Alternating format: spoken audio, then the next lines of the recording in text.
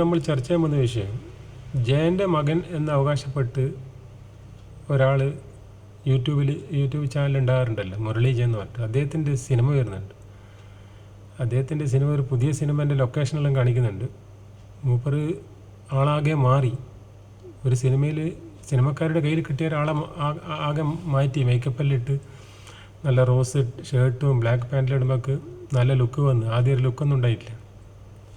ജയൻ്റെ മകനാന്ന് കുറേ ആൾക്കാർ അംഗീകരിക്കുന്നില്ല. ഇനിയിപ്പോൾ സിനിമയിൽ വന്നിട്ട് പുള്ളിയുടെ ആക്ഷൻ സീനെല്ലാം കാണിക്കുന്നുണ്ട്. നല്ല സ്പീഡിലുണ്ട് ആക്ഷനിൽ. ആൾ മെലിഞ്ഞിട്ടാകും, നല്ല ആരോഗ്യമുണ്ട്.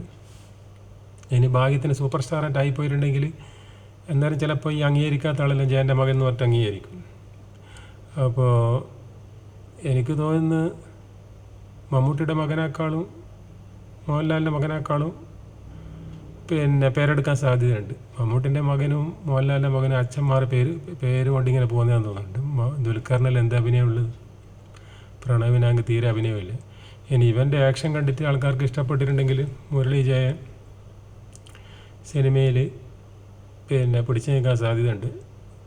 ജയനെ പോലെ അനുകരിക്കാണ്ട് സ്വന്തം ശൈലിയിൽ അഭിനയിക്കണം. പൃഥ്വിരാജെല്ലാം അഭിനയിക്കുന്നവൻ. അല്ലാണ്ട് ഈ ചങ്ങായി ആക്ഷൻ മറ്റേ ജയനെ പോലെയാണ് ഏകദേശം കളിക്കുന്നത്. കൈ ഇങ്ങനെ ഇടയ്ക്കിടയ്ക്ക് ഇങ്ങനെ ആയിക്കൊണ്ടിരിക്കുന്നുണ്ട്. അതെല്ലാം മാറ്റി സ്വന്തം ശൈലിയിൽ വന്നിട്ട് പേരെടുക്കണം. പക്ഷെ ആൾ ഇനി കുറച്ചും കൂടി 2 പടം കൂടി പുറത്തിറങ്ങി കഴിഞ്ഞാൽ നല്ല ഉഷാറാവും. ഇപ്പം തന്നെ ആളാകെ മാറി, ഗ്ലാമർ വന്നു. സിനിമയിൽ വന്നാൽ ഗ്ലാമർ വരുമല്ലോ, പൈസയും കിട്ടും, പിന്നെ നല്ല മേക്കപ്പെല്ലാം ഇടുമ്പോൾ. പിന്നെ മാത്രമല്ല നല്ല പരിഗണനയും കൊടുക്കുന്നത്. സെറ്റിലുള്ള ഡയറക്ടറും മറ്റേ പ്രൊഡ്യൂസറും മറ്റേ സെറ്റിലുള്ള അംഗങ്ങളെല്ലാം ഇദ്ദേഹത്തിന് കുറച്ചൊരു ഈ തഴഞ്ഞിട്ടില്ല, അദ്ദേഹത്തെ പരിഗണിക്കുന്നുണ്ട്. അത് നമുക്ക് ലൊക്കേഷൻ കണ്ടാൽ മനസ്സിലാവും. കാരണം നല്ലൊരു ബഹുമാനം കൊടുക്കുന്നുണ്ട് ജയൻ്റെ മകൻ എന്നുള്ള നിലയിൽ. അതിനെക്കുറിച്ച് ഞാൻ ഒരു വീഡിയോ ചെയ്തു. ഓക്കെ.